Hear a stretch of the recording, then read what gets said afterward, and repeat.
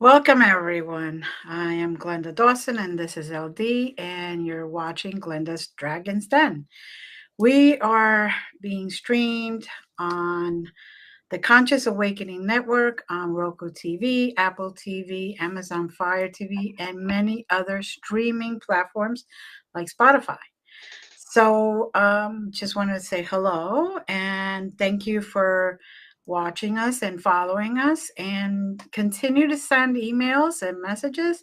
We love to hear from you. Just keep at least one car length back for every 10 miles an hour, please. Anyway, today we have a very special guest who's written books and who has a very good um, idea on many different things. But I'll let you. He has one idea. I'll let you Just one. hear from him. This man only has one idea. No, many. Oh, many. okay. There many. Just checking. Many. So, welcome, Gerard. How are you? Thank you, Glenda. Thank you. And I can assure you, I have one idea, but I have a lot to say about it. Um, Thank you. It's so nice to be here and to be on your show and have this opportunity. Thank Um, you for being here.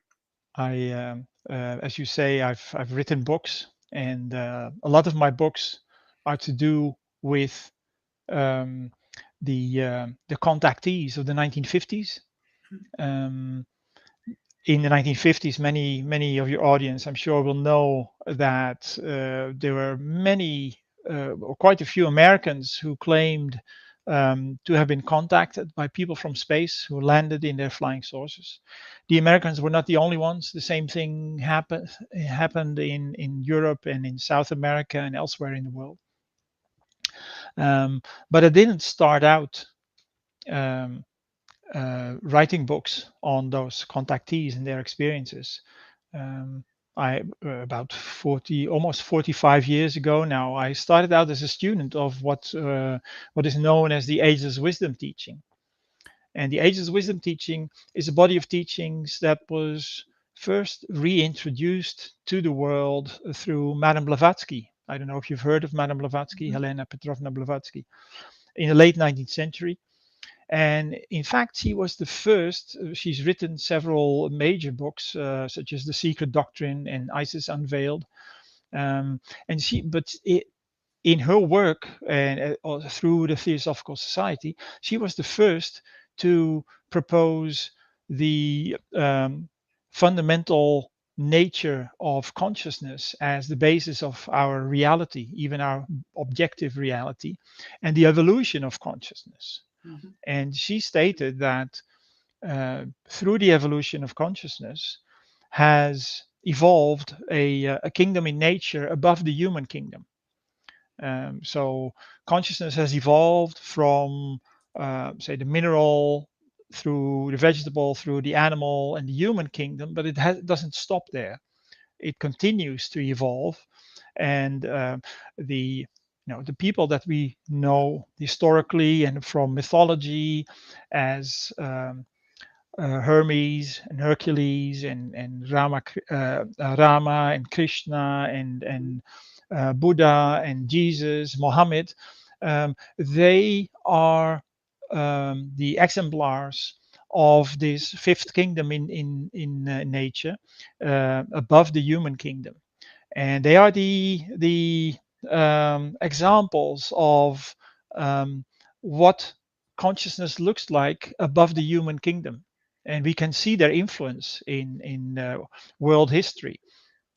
I mean, apart from the accidents that happen when people become extremist about their views, but Mhm. generally speaking, there's millions of Christians and millions of Muslims and millions of Hindus and Buddhists who are doing the best to follow the teachings as they understand them, without having to resort to violence or anything. Often people seem to think that religion equates violence, and I think that is something that, unfortunately, has been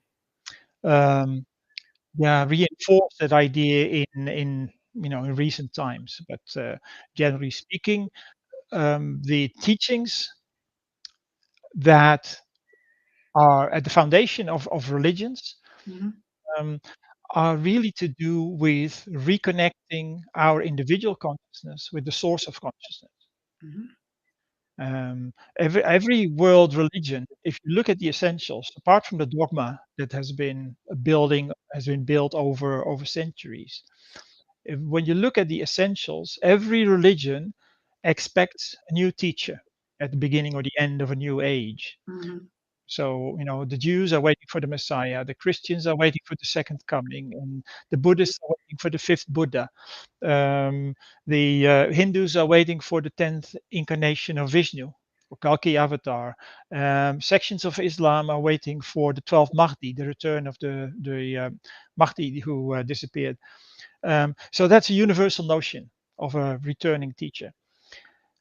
We also see in every world religion that a teacher Mhm. comes to bring a new revelation about life, about uh, finding our way back to what generally people call God, um, reconnecting with that source of life. Mhm. Well, the word religion actually derives from the old Latin religare, which means to reconnect.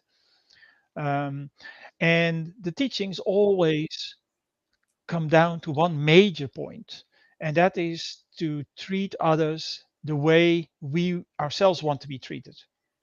Mhm. So when we try to follow their teachings and put them into practice, it needs to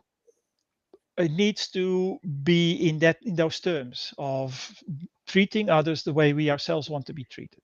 Those are three universal notions that lie at the foundation of every religion.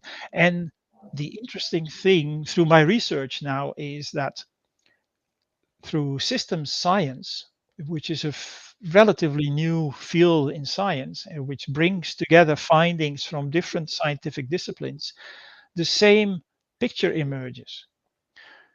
Hmm. Post-materialist science um, posits that there's no such thing as matter. Of course, there's physical objects all around us, and we can touch them, and we can throw them, and we can drive them. Um, except when you go deep down, into the atomic structure of things, there's more emptiness than things to hold on to. There's actually no things to hold on to on that atomic level. It's really very fast spinning electrons and combinations of these energies that form clusters, and these clusters must be informed by some kind of intelligence, the latest science says, and this is what brings into being all the objects around us. The objects around us, of course, most of them are the product of our ingenuity, of Mhm. human um, inventions, etc. But everything around us also includes the planets and the solar system and the galaxies and everything like that. So in science, we see very much the same nowadays, very much the same notions that Madame Blavatsky um, posited in the late 19th century. Of course, coming in with such radical new ideas, she was slandered, she Mhm. was ridiculed, she was labeled a fraud. Not to mention her gender. Yeah, there's that. Mhm. Yeah, Mhm. absolutely. Women don't do things like that, and she was a woman of nobility too. Um, and so there was a report even that was commissioned by the Society for Psychical Research that absolutely that concluded that she was a fraud, Mhm. except 100 years later in 1986 the same Society for Psychical Research, the SPR, um, had a review of that report, and it was fully retracted. It was entirely retracted. Mhm. Um, so that's where that's where my roots are. Studying the Ageless Wisdom teaching.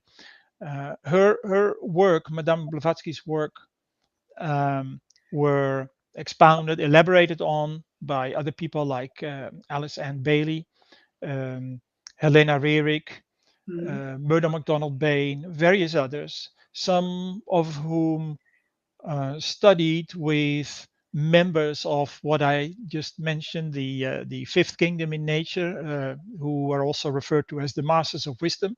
Mhm. Um, and Yeah, these masters of wisdom, at least the ones who accept, say, people from our regular humanity Mhm. as students, temporary students. Uh, Most of them are in the Himalayas, in Tibet, Mm. and there's one particular monastery that has been known to host several of the names that I just mentioned. Now, imagine that when I read I'd read George Adamski's books. Flying Saucers Have Landed, Mhm. Inside Spaceships. I don't know if you're familiar with these books. They were published in 1953, 1955. Very well known. Have been reprinted, are still being reprinted by various publishers.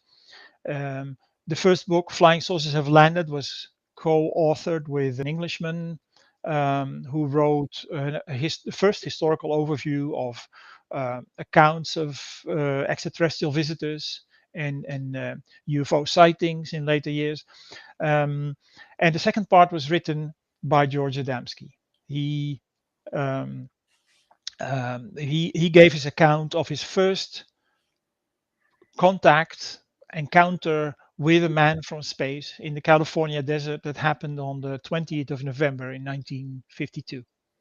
So Mm. those two pieces were published together as Flying Saucers Have Landed, and that was reprinted 12 times in the US alone in the first 3 years after its publication, and translated in no less than 10 foreign languages in the first 4 years Mm. after it first appeared. So that gives you an idea of how immensely how what an immense interest there was in his story, in the notion that life extends well beyond our own planet. Now, And our own lifetime. I'm sorry. And our own lifetime. Yes. Oh, yes. Yeah. Yeah. Yeah. Indeed. Um, and his first book was followed up by an account of his further experiences with these visitors from space. He was invited on board flying saucers and taken to what are known as motherships. Mhm. He has been taken around the solar system, and he wrote about those experiences in Inside the Spaceships in 1955. Now, um, these books I read a bit later, and I became seriously interested in George Adamski's work in, say, around 2007, 2008, when I found out that he his first book, what was then thought to be his first book, was titled Wisdom of the Masters of the Far East. Mm. And then I found out through various accounts about his life that as a very young boy, he was taken to Tibet to study there. Mm. Um, Probably more than once, but there's we can't be sure about that. Um, and Wisdom of the Masters, the Far East, is a really beautiful, very succinct summary, you could say, a concise summary of these teachings by the Masters of Wisdom. And it was amazing for me to see that connection between my own background and the accounts of what later would become who later would become the most famous of the American contactees. There have been several others, as I mentioned.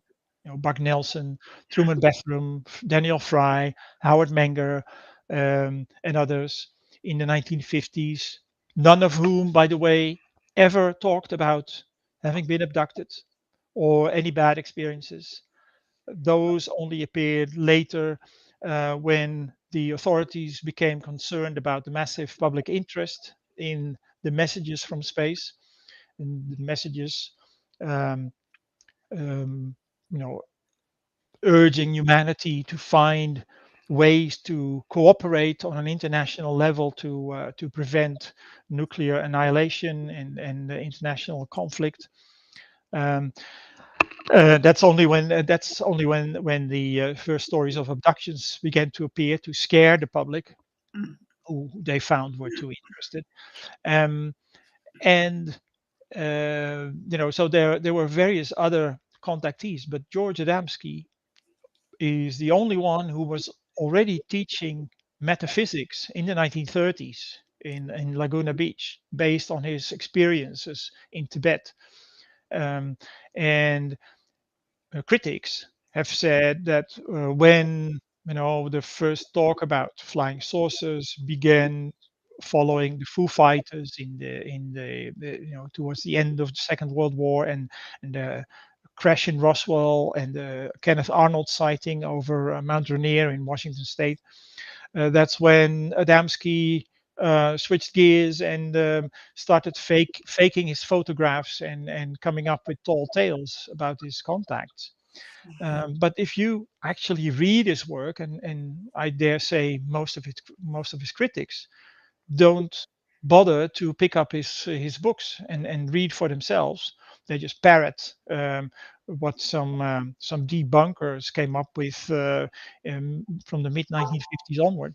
But if you read his books yourselves, starting with Wisdom of the Masters of the Far East, or even his very first publication, which I Mhm. covered in 2018, in The Invisible Ocean, you will see that the common thread is about consciousness. Hmm. He taught about consciousness being fundamental to life and to our reality, even in the 1930s. In his first book in 1932, he continued to do so in correspondence before he became world famous, before his first contact. There were letters which I published last year, a collection of letters to one of his students, written between 1950 and 1952, was all about consciousness. Hmm. His teachings or the teachings that he receives and publishes in Inside the Spaceships in 1955, a lot of it has to do with consciousness and the evolution of consciousness. And it continued into his later books, The Cosmic Philosophy, and his study course, the study of life, science of life study course. So um, Adamski was the one of the earliest. He was asked, "Are you a Theosophist? Are you a Rosicrucian?" Um, Hmm. and he said, "No, I've never been a member of any of those organizations." But you can see from his own writings that he was on the ball, the same ball that the latest science is now informing us is what constitutes our reality. And Hmm. that's why, to me, George Adamski is the most important and also the bravest of the early contactees. Mhm. Now, back in the 60s, we had a franchise that became huge in science fiction called Star Trek. Mm, And that introduced a lot of the cooperative foundations you're talking about. And I found it interesting that in its next uh, generation, literally, you found an enemy called the Borg. And the Borg's warning was, you will be assimilated. I found it very telling that that became a warning because we've already been assimilated. And the powers that be are trying to tell us that assimilation is the enemy, that we're not all of the same mind, that we aren't all of the purpose of love and unification and omnism and all of that. How does Joe Campbell fit in with all this for you? Uh, Are you familiar with Joseph Campbell? I've heard his name, but I'm not familiar with his work, I must Well, admit. he's sort of the godfather behind the concept of Star Wars and the Force, and the Right, fact that we are all connected to this intelligence, and we can choose to be on the positive side of it or on the destructive side of it. right. So he's done a fair amount of work as well. I don't know that he's quite as much of an academic as Adamski, but conceptually he's very popular here. I was just curious if, Hmm. but Yeah. Well, see, Adamski wasn't an academic, but he was a very visionary teacher, metaphysics Mm, teacher, and of course he had the advantage of these very many experiences of contact with more highly evolved human beings from other planets. And the question that you bring up is really interesting. Even though I'm not familiar with, of course, I'm aware of Star Wars and I've seen the first trilogy, and I'm not familiar with Joe Campbell as such, um, but it does touch on the fear that many people have when you start talking about international cooperation mhm, and working together to tackle global problems. There's a lot of resistance in certain circles because people are afraid that we are moving towards a new world order, um, where everybody is forced to think the same and etc. And my answer always is we shouldn't confuse unity with uniformity. mm, There's difference. Uniformity is what fascism will bring. Fascism divides people up in different uh, sections, and every section has to or fits a certain model or view of that section of humanity or society, and you can't think outside the box, and you have to fit in that particular strata of society. And unity is nothing to do with that. Unity comes out of the greatest possible diversity. Unity can only exist, meaningfully exist, if it is created out of the greatest possible diversity with people from all walks of life and different backgrounds and with all different talents coming together to work for the greater good, to work for a higher purpose. And we can see in the world how much that is needed.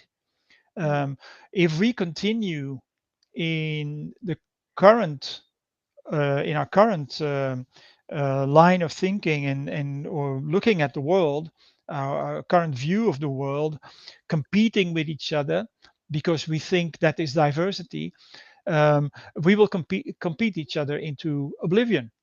We mm, will compete ourselves into oblivion because the world cannot stand any further economic growth in terms of uh, the exploitation of natural resources, the pollution of the air and the water, uh, and the changes that brings to the climatic structure systems in the world. We are destroying our own planetary home mhm, by competing, trying to compete our way out of what, out of do it, that need to always be better than the next person or the next country or the next power block. That is what is killing us. Instead, if we would contribute our ingenuity and all everything, our inventions, our technology, our know-how, if we would pull that um, and compete with our past achievements and past attainments, then we will be able to build a better world for everyone, where everyone can be fed and go to school and get health care um, when they are ill. The United Nations Declaration of Human Rights guarantees those things adequate housing, food, healthcare, and education to every human being just for being born in the human kingdom. Mm. And that connects entirely with the golden rule, to treat uh, others the way we ourselves want to be treated. It Mhm. is right up there. It's the highest human aspiration. Except our political, economic, financial systems are still built on, say, the notions of the past 2,000 years that are based on the idea of instilling the sense of individuality. An The illusion individual, of separation. it's based on the illusion of separation. Of course, that has brought us an important feature, that realization that we are individuals Mhm. and that we have our own individual responsibility, but it has crystallized, as I write also in my latest book, in the chapter about the paradigm shift that the world is now going through. Um, the you know if we would be able to step back, to perhaps get on a space flight and look at the evolution of humanity in the past 2,000 years, just like Edgar Mitchell on his way back from the moon in the Apollo 14 mission, had this epiphany of seeing the Earth against the black expanse of space, Mhm. and the moon, surface of the moon and the sun, and he realized everything is one. If we would be able to get on a space flight and get a similar holistic look, take a similar holistic look at our evolution over the past 2,000 years, we would see that it's these characteristics, individuality and idealism, that we have acquired, and we can recognize those in uh, in the Gospels of the New Testament. If you see those as vignettes to live by, you will Mhm. see that Jesus um, went into the temple to challenge the authority of the religious leaders of the time. And teaching us to think for ourselves, to let us Mhm. know that we are our own individuals and that we have our own responsibility. And that And it begins and ends with love. exactly, exactly. Um, and his willingness, and the willingness of his followers, his disciples, and many after them, who came after them, to die for their beliefs, sow the seeds for the other characteristic, idealism. And both of these, individuality and idealism, have crystallized Mm. into extreme notion of, well, I'm responsible for myself, so I'll try to get ahead of you, and I'll do anything I can to get more than you. So it's become some kind of extreme selfishness. Yes. And idealism has crystallized into fanaticism, no longer being willing to die for your beliefs, but to kill for your beliefs. Yeah. So, it shows that the old paradigm, the characteristics that we've acquired in the past 2,000 years, has outlived its purpose and its usefulness. And they have crystallized, and they're now getting in our way. They're actually seriously threatening our continued existence on this planet. Mm. And it is forcing us through climate change, through the political, economic, financial crises, um, to make a choice. Mhm.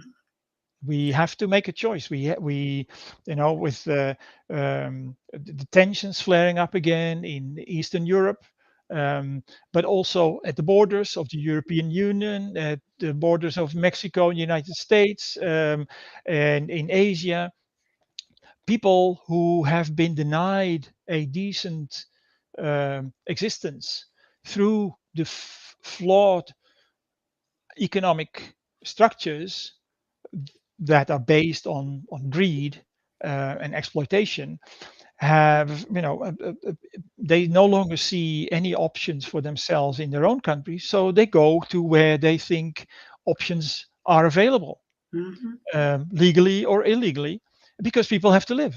Mhm. People will do anything if their future or their livelihood or their existence or that of their children is in danger. They will find a solution.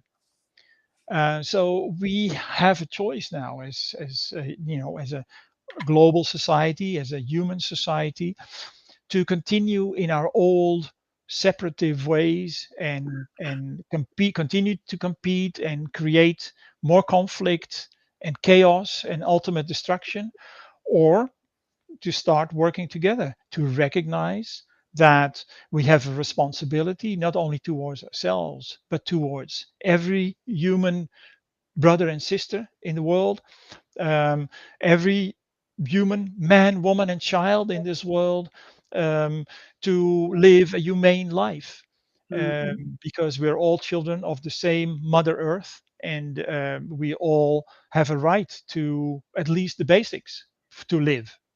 Um, and if we work together, on a global level, and it would require reform at the United Nations level.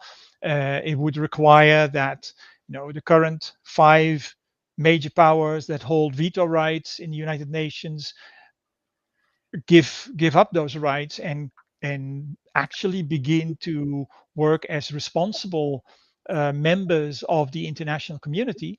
Then we can start to solve the problems that are besetting us today and that are causing such immense dangers to our existence. Mhm. The original foundations that you're speaking of were part of an oral tradition. And as part of an oral tradition, they had the flexibility to adapt as times changed, as needs adapted, to speak to that next generation so that next generation could continue to spiritually evolve. And then the Gutenberg press was invented, and these things became stagnant and even more so over time. So those that hold the 2,000 years old ideals in the little picture, the minutia, the saying that God is in the details. Well, maybe you want to leave those details to God and focus on that big picture of unity. But, again, countries as far back as only 250 years are still holding on to the tenets of what was drafted back then, which is not quite applicable to the needs of the community and the evolution of science and socialization as it is today. So it's a tall order because everything is based on the illusion of borders and flags, and that being more important than humanity as a whole. So what's the solution? What's the solution? Well, if I had the solution, I would probably be president of the world, um, or probably not. You get my No, vote. I agree that there's I don't know how you put it, but I agreed with that. What I'm not sure that I agree with is that it's all the problem started with the invention of the Gutenberg press.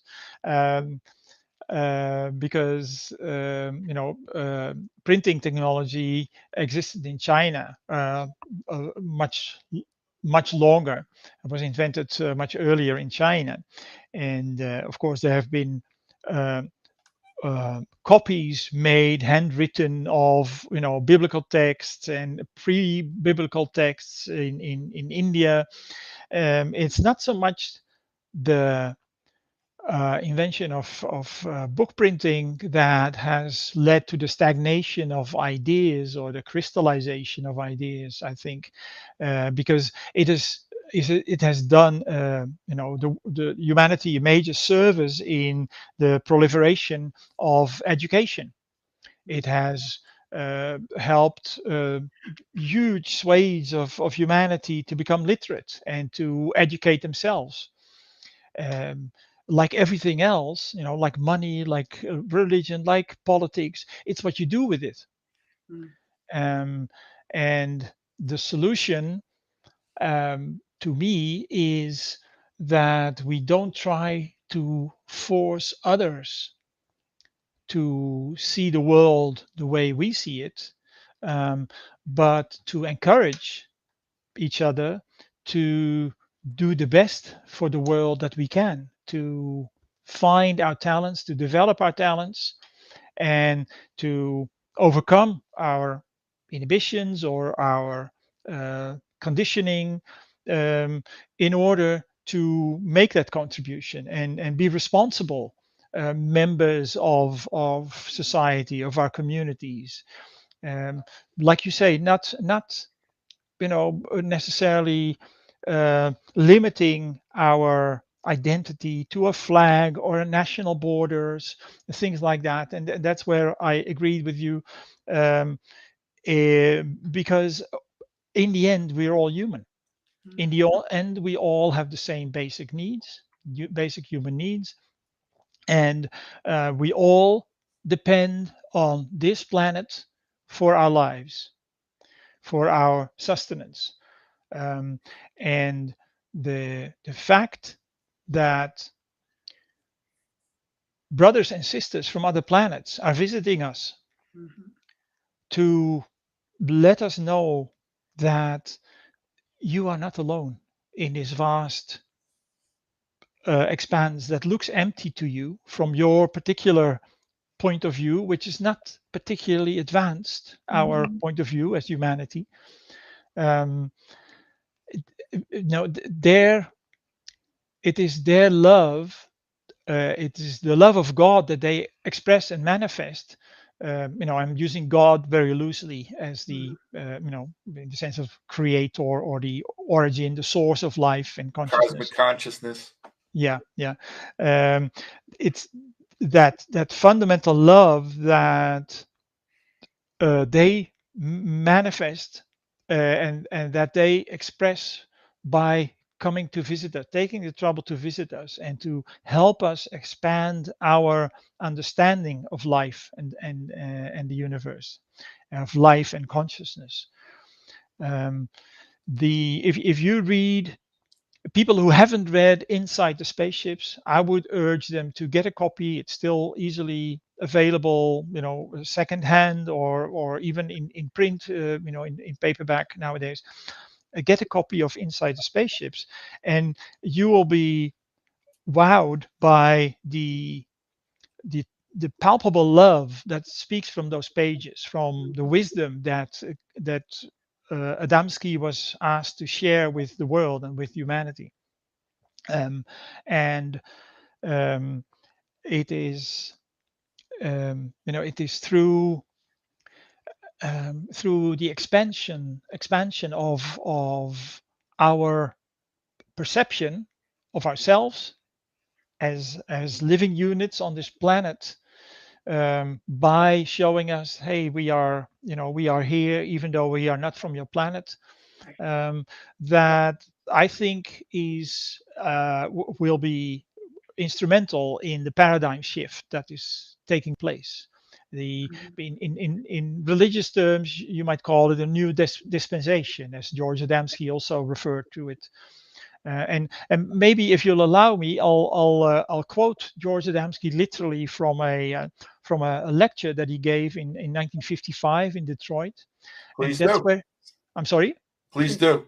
Yeah, that's where he said the main thing is not a question of sources, my experiences, or anybody else's. The main thing is what is really transpiring in this world. That is more important than any individual or phenomena that is taking place at this moment. He said that in 1955. It's not so much the sources, they're not here to entertain us or to create a paranormal experience for people who are interested, Right. or to um, bedazzle the minds of the gullible. They are here because this is a crucial time in our history, in Mhm. our evolution, um, and they are here in support of that event, of that choice that we are making at this time, even though most people don't think of this time as making a choice, but that's really what we are doing, and what circumstances are forcing us to do, circumstances of our own making largely, but at the same time circumstances that are formed from cosmic influences, that most people have no idea about, because we're only, a small speck of dust in the immense span of the universe. And there's Blavatsky writes about it. Other teachers in the wisdom tradition write about it. There's colossal streams of energy, just as matter, as I started out talking about, is like a condensed form of energy. Um, there's huge, significant, very powerful cosmic energies impinging on not just our planet but also our solar system, and they are cyclical. So we have now moved out of the energies that were related to the cycle of the Piscean age, the constellation of Pisces. Mm-hmm. At any astronomical, not astrological, but astronomical observatory, you can see, they will be able to show you that our solar system has moved away from its alignment of the past roughly 2000 years with the constellation of Pisces, and is moving into a similar alignment with the constellation of Aquarius. Mm-hmm. Um, of course, say the mainstream scientists will not admit to the notion that there are energetic influences from those distant constellations. Right. But at the same time, science also says that everything is energy and everything is interconnected.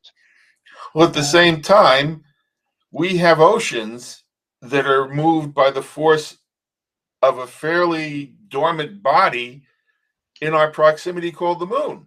Exactly. So if you're going to tell me that there is no influence of forces outside of our ability to perhaps sense them, I just point to that, you Yeah, know, yeah, and and rightfully try and so. stop that ocean if you think you're more powerful. Exactly. Um, and so there's these enormous cosmic influences that shape human society, human civilization, I should say, as it has over the past 2000 years, with the characteristics, very valuable characteristics of individuality and idealism. Mm-hmm. But with the incoming new energies of Aquarius, we now have to learn to put those characteristics to use for the greater good, and to move towards building unity out of the chaos that we have created by adhering to those crystallized notions Mm-hmm. of those same characteristics. And And it try and is find a frequency of harmonic as opposed to dissonant. yes, well put, yes. And that is the main thing that is going on now, as George Adamski said in his lecture in 1955. And that's another example of what makes him, to in my mind, the most visionary of the contactees. Mm-hmm. And he's always remained the most influential, but also the most ridiculed, derided. Character assassination doesn't begin to describe what was leveled against the man. He was laughed at. He was ridiculed. He was falsely accused of fraud, um, simply because, well, he was not an academic, and he was known to sometimes in his talks to ramble a bit, although he has also given very inspiring talks where he spoke mostly about spirituality, and less so about the actual sources, Mm-hmm. even though he had experience, physical experience on the spaceships, and he knew more about them than most other people, and especially more than even nowadays, the military people who are involved in investigating the craft that they've retrieved from crashes, or they've tried to reverse engineer. But his his vision, his understanding of life and the significance of this time in history was um, second to none. And that's what I was referring to when I referred to him as an academic, because in every civilization, or even in every country, their academia is very much tailored to their culture. But to me, he was a universal academic because he had that broadened experience of being out of the box. yes, very true. Well, I hesitate to call him an academic because in the 1930s, as I said, Right. he worked as a metaphysics teacher, and his students um, endowed him with the title of professor, even though he didn't have an academic degree. He continued to use that for some time until um, you know, many newspaper reports started to appear about his first experience contact in the desert, and of course he could not risk being accused of what you call that, misrepresenting himself Mm-hmm. as an academic, which of course he was accused and um, it was held against him that he was known as a professor to his students. In the early newspaper reports, that title crept in, was copied by the first reporters reporting on his case. Um, Confusion also occurred because he resided on Palomar Mountain, where we also have the Palomar Observatory, Mm-hmm. official California Technology Institute observatory, where actual professors were working. Um, he had his own small amateur observatory with two smaller telescopes through which he took several unique photographs of spacecraft in space or in the atmosphere or around the moon. And yeah, that was held against him. That he faked his photos, he was a fake professor, etc., etc. So that's why I uh, I hesitate to call him an academic, but I understand where you're coming from, and I call it's myself a conduit. ah, Everything else is inconsequential. All I am is a conduit. yeah, that's I suppose that's a good way of looking at it, and in a way, I'm a conduit in the sense of trying to um, put forward the ideas and the messages of that Adamski received and several of his fellow contactees Mm-hmm. against uh, the vilification that followed, especially and I find that very frustrating.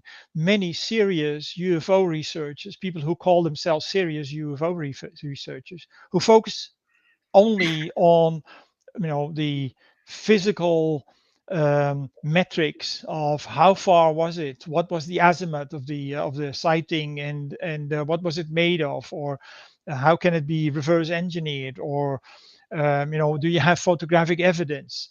um, they objected, um, but all of them, they objected to the spiritual aspect Mm-hmm. that Adamski spent so much time explaining and focusing on, because as the quote illustrated that I just read out, that's what it's really about. It's Mm-hmm. about our growth as human beings, our expansion, um, the expansion of our mind, but also of our awareness and our experience of life. We have to go beyond the limitations that we have placed upon ourselves. And limitations of our ability to perceive in the Precisely. physical plane. I'm going to try and shift gears for a moment because we're inside of 10 minutes and I don't think we've put up any of your contact information or anything else. And I want to make certain, because we'd love to have you back, Right. but this program is going to go for another 8 or 9 minutes, and I want to get some stuff up there. How do you prefer people to become acquainted with you? Well, my books can be found on Amazon and Barnes and Noble and many other um, online bookshops. And there's the link. More. Thank you. Yes. Yes. Thank you. More about me can be found on my website, bgapublications.nl. It's in English. And And there's the link. Yeah, there we are. And more information about Adamski can be found on a website that I made, with a biography and uh, concise summaries of his teachings, philosophy, his mission on the adamskicase.nl with dashes, the dash Adamski dash case.nl. And yeah, There's that one coming there's a up. lot of information to be found there. And my latest book, the Adamski book of UFO UAP disclosure, um, that has 7 what I call exhibits. They're basically chapters, exhibits, Mhm. where things that have recently been confirmed, such as, for instance, the Pentagon authentication of videos recorded by Navy jets of unidentified aerial phenomena. They look very much like the old-fashioned flying saucers. Um, confirmed what Adamski was already photographing or saying in the 1950s. Mm. So, photographs, anomalous materials, contact. We haven't spoken about scientists. Most recently, the Israeli head of the Israeli space program in Right. December 2020 uh, made the headlines claiming that contact has been made with extraterrestrial visitors, Mm. which, of course, is what Adamski said in 1952. Um, nuclear concerns. People will remember when in 2010, Robert Hastings, UFO researcher, put up a press conference in Washington, D.C., featuring, I believe, 7 out of a group of 120 active and former military personnel who all witnessed UFO sightings over the military nuclear bases at the time when these went offline. Mm. In the very first report about his very first contact, Adamski mentioned the visitors' concern with our nuclear weapons and our nuclear arms race. So on and on. So my latest book, the Adamski book of UFO UAP disclosure, uh, brings these things together and shows unequivocally how far ahead of his time George Adamski was, and that he deserves proper, serious uh, um, attention for his work. And that's on the Amazon page with your other Yeah. publications. Right. Yes, it is. Yeah, people can find it there. Yeah. Yeah. And what's next for you? I know you're very busy. I know you said that you've got a busy month coming up, I believe. So what's driving you right now? Because I mean, your passion is palpable. Yes. Um, well, for me, the coming months will be mostly I'll be tied up with work for school. I'm a teacher trainer, Okay. still working. I'll be retiring in a year and a half, but for now, I have students to assess, um, and I've a couple more interviews lined up for this month. Um, and yeah, at the moment, I don't have time to think about new things to write, but they will come to me, and Mhm. there's no doubt in my mind that there will be more books forthcoming. I have no concrete ideas that I'm working on at the moment, but they usually drop into my brain, and then before I know it, there's another book. Mm. I'll let you know about it when it happens. Good. Please. Please.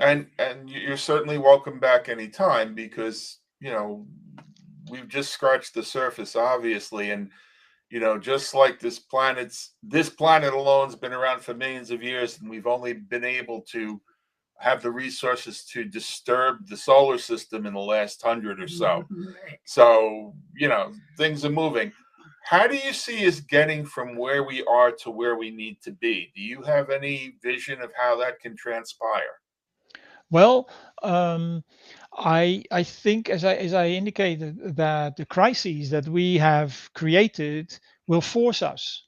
They will force our hand. They will force us to choose. There's no way we can continue without either destroying ourselves or taking a different course of action. And of course, we have the help of the space visitors, the space brothers and sisters. Right. They are here in support of this crucial time in human evolution. And as I indicated, there's this universal notion in all the world religions that at the end or beginning of a new age, a teacher will emerge. And I have very good hopes, also from my background as a student of the wisdom teachings, the Ageless Wisdom teachings, that a new teacher is in the world and ready to emerge when humanity is at its greatest need. And so, a teacher like that will not solve our problems. He will not wave a magic wand and all our problems will be gone. But a teacher like that, along with the presence and more open visibility of the visitors from space, our brothers and sisters from space, will inspire us to make the right choices. And Well, it will we're still not be here to it have will still be a people long enable us. struggle. I'm We're sorry. not here to have people enable us. We're here to do our own work. Exactly. Yeah. And I think that's the concept that's getting very lost in the world today, because everybody's looking for someone else to do it for us. Very well put. Yes. And it's really our responsibility to solve the problems that we have created, and our responsibility to look after our brother and sister. Correct. Correct. And our responsibility to understand that our brothers and sisters are every bit as important as we are, and that actually extends beyond the human race. But it's hard enough for people to get a grip on it just in the human race, apparently. Yeah, yeah. But it's we're running into a brick wall as a human race, and that smack in the face will should wake us up. Hopefully. Or knock us out. Or knock us out. Yeah, we will see. But I have good hopes that we will be woken up, and there's every reason to believe that a brilliant future awaits us. We haven't even scratched the surface of our potential. Absolutely agree with you there. Glenda's going to take us home. If you could stay with us once we end the podcast, we just want to say goodbye to you offline. Honey? Well, thank you again, Gerard. It was wonderful. And It was my pleasure. definitely want to see you come back and expand a little more. Thank you to the audience. It was great. Keep sending us emails, keep sending us messages. And like always, many blessings. We love you. Have a good one.